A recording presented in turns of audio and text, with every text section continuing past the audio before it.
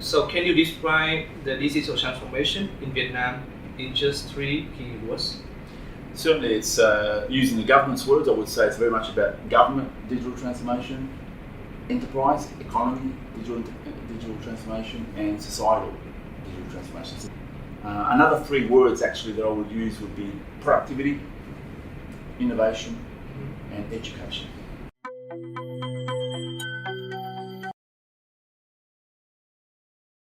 In the last 2 years, many activities have been deployed positively to spread out 5G in Vietnam. And one of the pioneers for pushing this development is Ericsson. Today we are honored to invite Mr. Denis Brunetti, the president of Ericsson Vietnam, Laos, Cambodia, and Myanmar, to share his vision about the 5G and the digital transformation globally and in Vietnam. Welcome, Denis. Thank you very much, Nam. It's an absolute pleasure being with you today and the Italian Chamber of Commerce community throughout Vietnam. Ericsson, we are a global company in 185 countries, founded in 1876, so we're over 150 years old almost.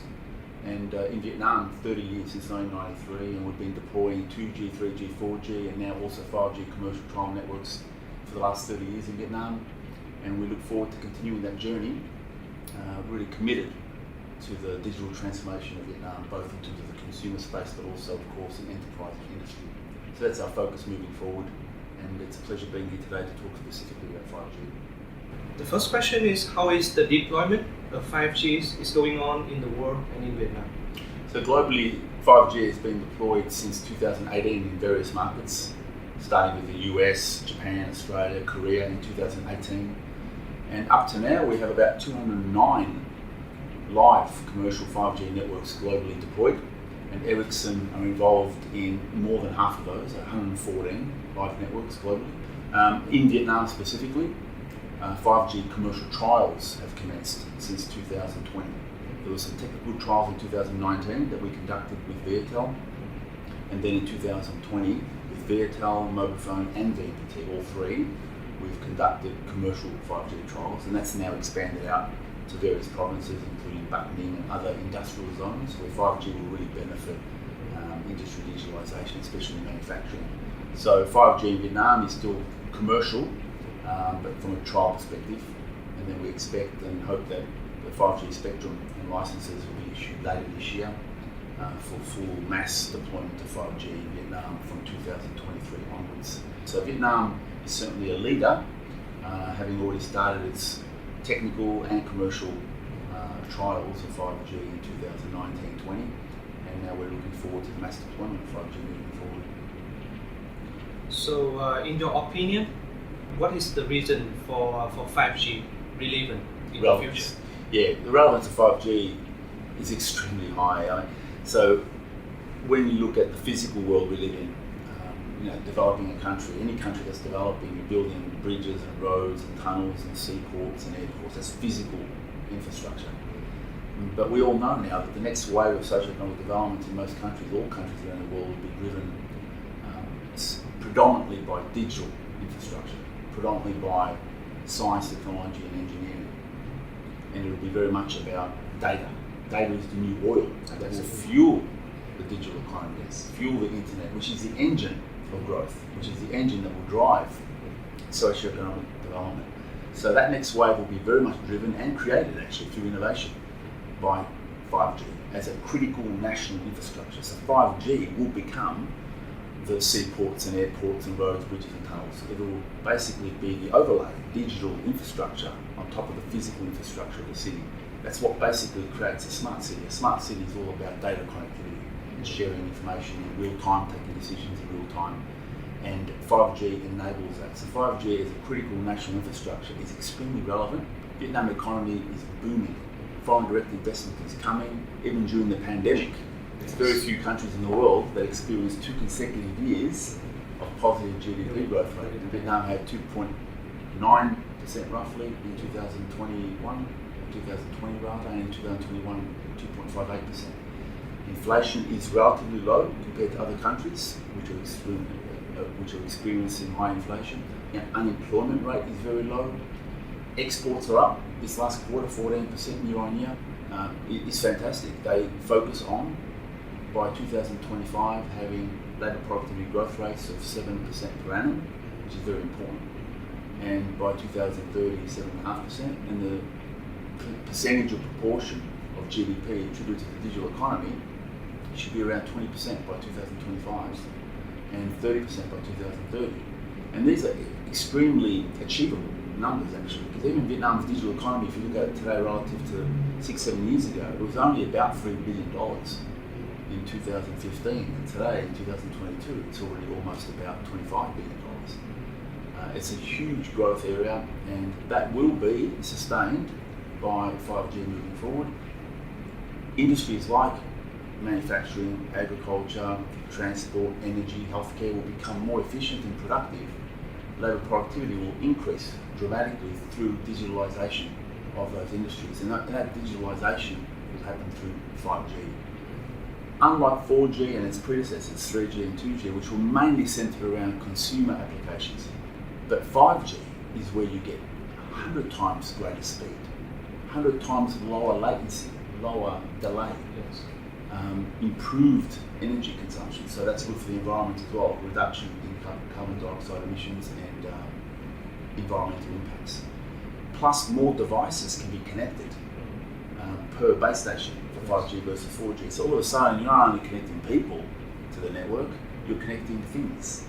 Today, there are 9 billion people around the world that are connected to mobile networks. But by 2030, we expect there to be not only 9 billion people, but another 20 billion things connected. Sensors in factory floors, in agricultural environments, in transport, you name it. So this type of connectivity, and data connectivity specifically, will help drive and improve efficiency and productivity of industries. So 5G is very much a platform for enterprise as much as it is for consumer. It's still going to benefit consumers as well, but when it comes to the real value from a socio-economic perspective, 5G is game-changing. It's a revolution more than an evolution. Yeah. So can you describe the digital transformation in Vietnam in just 3 key words? Certainly, it's using the government's words. I would say it's very much about government digital transformation, enterprise, economy, digital transformation, and societal digital transformation. So it's about the economy, society, and government, and digitising all three is super important. And I think the government is doing a fantastic job in driving the digital transformation across all 3 key pillars. Another 3 words actually that I would use would be productivity, innovation, and education. So can you explain more detail why you choose these 3 keywords? 5G will help make industries and enterprises across manufacturing, transport, healthcare, education, energy, all sectors more efficient and productive. It'll increase automation, hence you'll get cost reductions and increased productivity. In many ways, that also means, of course, that there'll be jobs displaced, especially in Vietnam, where I think about 70% of people are employed in 5 key industries of fishery, forestry, agriculture, retail, and manufacturing. And many of those jobs in the next 20, 30 years will be displaced due to automation, enabled by technology like 5G. But the good news is that with that 4th industrial revolution, there will be more jobs created. So 5G is also an innovation platform. 5G helps startups and entrepreneurs create new applications, new use cases. So new companies and new industries will emerge through 5G, and that will create more employment. So there'll be more employment created than displaced through 5G. So that's really the opportunity around innovations. That's why innovation and productivity growth go hand in hand. Productivity growth means, of course, great efficiency improvements in enterprises and industry. Companies will benefit, and many people will be moving across into other industries, other areas, other companies that are driving innovation, new technologies, new applications, new use cases. And that requires education. So that's the 3rd key word I used, because education is key in science, technology, engineering, and mathematics, data science. So upskilling, reskilling the current workforce in Vietnam is going to be pivotal and critical. And of course, academia, partnering with academia is important. So government together with industry and academia need to come together and make sure that the workforce of the future is ready in the digital age to take on those new jobs. So could you please explain more detail about the role of data in this digital age, and also the role of data in the innovation of enterprise focus on connectivity between the enterprise, the cyber city between the enterprise? Well, data is information, and the sooner you have information in real time, and the more accurate that information is, and the more secure that information is, so that you can, as a company leader, take real-time decisions based on that data that you can rely on, and that is secure, and then making decisions in real time is really critical. So on a factory floor, for example, having sensors everywhere. You've got robots, cloud-controlled remote robots, making things, manufacturing things, and being able to have sensors which are not only controlling the robots, but also controlling access to different devices, having tracking of assets across the factory floor, both into the inventory, raw materials, finished goods, work in progress. Know where things are, their status, their condition, and then from a maintenance perspective, being able to do remote maintenance, that's all wirelessly done, of course, using sensors as well. And then, of course, engineers can use digital twin technology, again enabled by 5G, to be able to replicate, duplicate, simulate processes and make changes to processes. Again, in real time, deploying it on the factory floor in real time thereafter.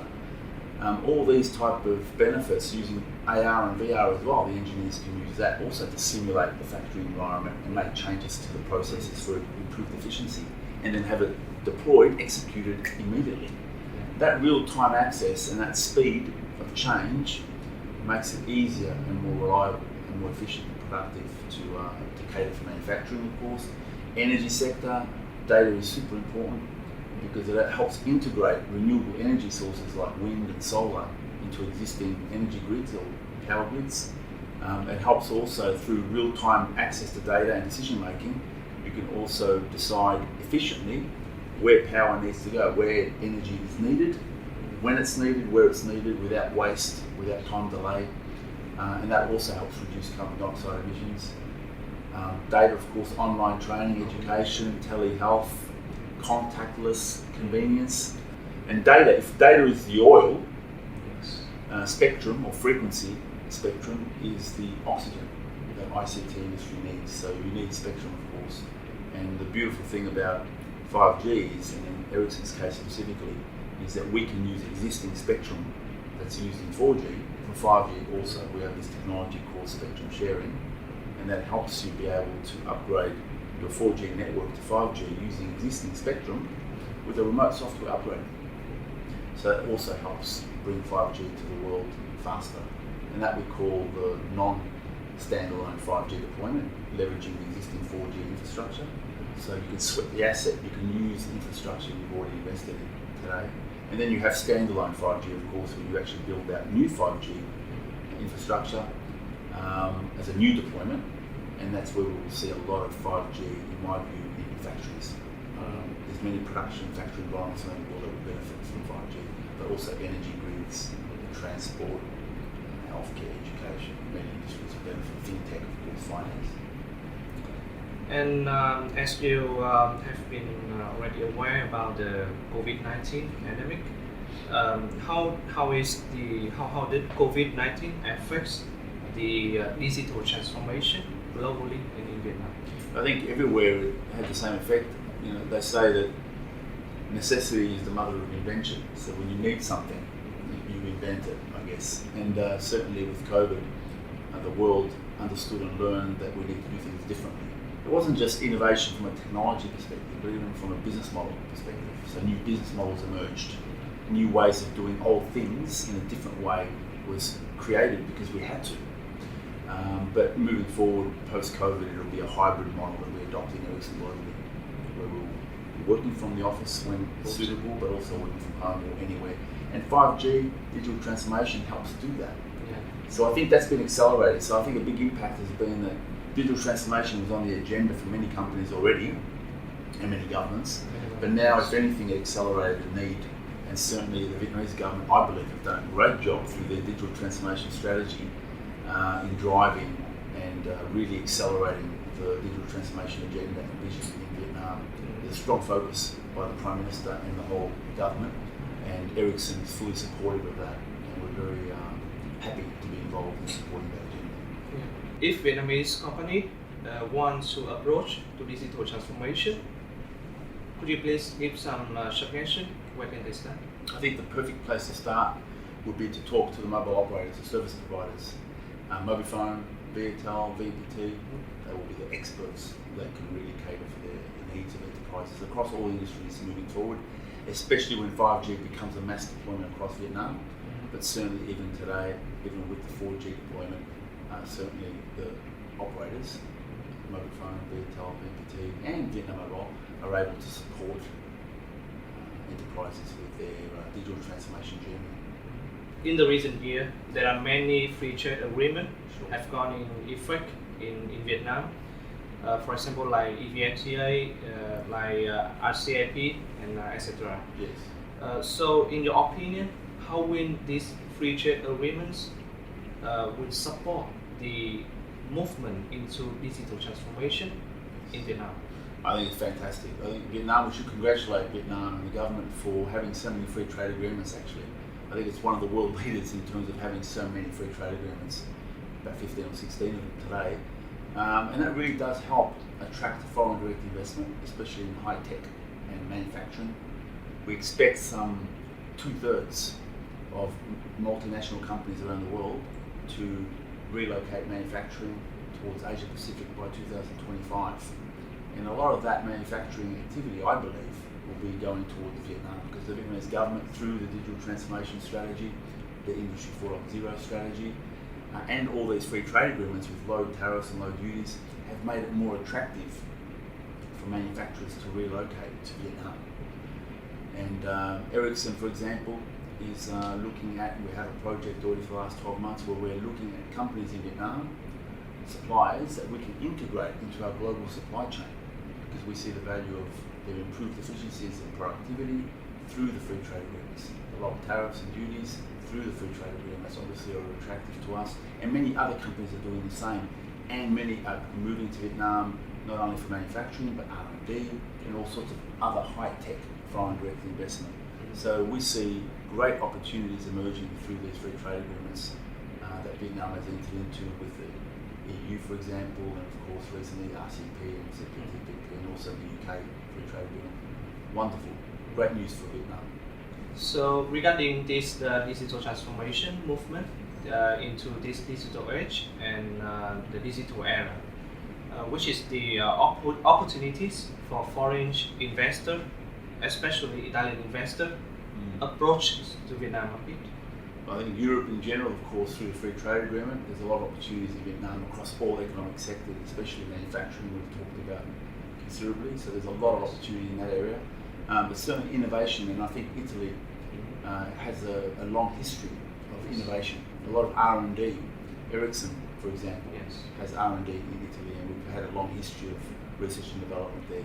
So technology leadership really does come from Italy in many different industries. We see it in Piaggio, of course, as well, and many other companies. So I think in Vietnam, there's a lot of opportunity for Vietnamese or Italian companies rather to do business here. There's a cultural alignment as well, very strong cultural values alignment between Italy and Vietnam in terms of family culture and then the love for fashion and food and style. So I think any Italian company that focuses on innovation and Italian design, and of course leveraging the free trade agreements, I think clearly will be able to be successful in Vietnam, along with many other European companies, not just Italian of course, but specifically for our Italian business community. I think they should be very enthusiastic and hopeful for the future. And that's not just now. I mean, I think over the last 30 years, a lot of Italian business has been very successfully deployed in Vietnam, absolutely. Anything else, any last thing that you want to share with ICHAM's audience? ICHAM, I think you do a fantastic job in connecting, building a bridge between Vietnam and Italy when it comes to two-way trade. business between the two countries. So keep up the great work. There's a lot of great opportunities for Italian companies in Vietnam, but also for Vietnamese companies in Italy for sure. So keep up the great work, and thank you for hosting me today. I've enjoyed the session. So thank you very much, Dennis, for these opportunities today to discuss about the digital transformation. And it's my great pleasure to be here today to discuss with you. I've had fun as well. It's been a pleasure for me too. Thank you very much. Thank you very much. Thank you. Thank you very much.